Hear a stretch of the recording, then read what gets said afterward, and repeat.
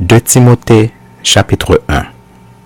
Paul, apôtre de Jésus-Christ par la volonté de Dieu pour annoncer la promesse de la vie qui est en Jésus-Christ, à Timothée, mon enfant bien-aimé. Que la grâce, la miséricorde et la paix te soient données de la part de Dieu le Père et de Jésus-Christ, notre Seigneur. Je rends grâce à Dieu que mes ancêtres ont servi et que je sers avec une conscience pure, de ce que nuit et jour je me souviens continuellement de toi dans mes prières, me rappelant tes larmes et désirant te voir afin d'être rempli de joie, gardant le souvenir de la foi sincère qui est en toi et qui habita d'abord dans ton aïeul Loïs et dans ta mère Eunice et qui, j'en suis persuadé, habite aussi en toi. C'est pourquoi je t'exhorte à ranimer le don de Dieu que tu as reçu par l'imposition de mes mains.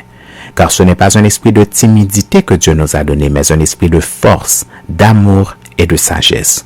N'aie donc point honte du témoignage à rendre à notre Seigneur, ni de moi son prisonnier, mais souffre avec moi pour l'Évangile, par la puissance de Dieu qui nous a sauvés et nous a adressé une sainte vocation, non à cause de nos œuvres, mais selon son propre dessein et selon la grâce qui nous a été donnée en Jésus-Christ avant les temps éternels et qui a été manifestée maintenant par l'apparition de notre Sauveur Jésus-Christ, qui a détruit la mort et a mis en évidence la vie et l'immortalité par l'Évangile. C'est pour cet évangile que j'ai été établi prédicateur et apôtre, chargé d'instruire les païens.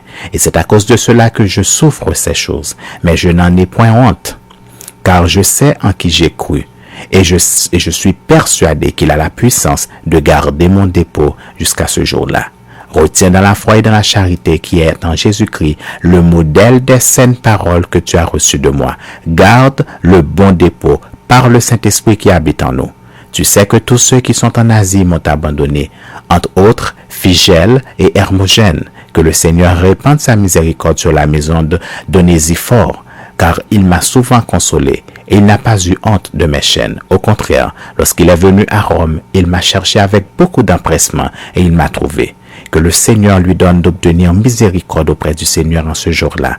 Tu sais mieux que personne combien de services il m'a rendu à Éphèse.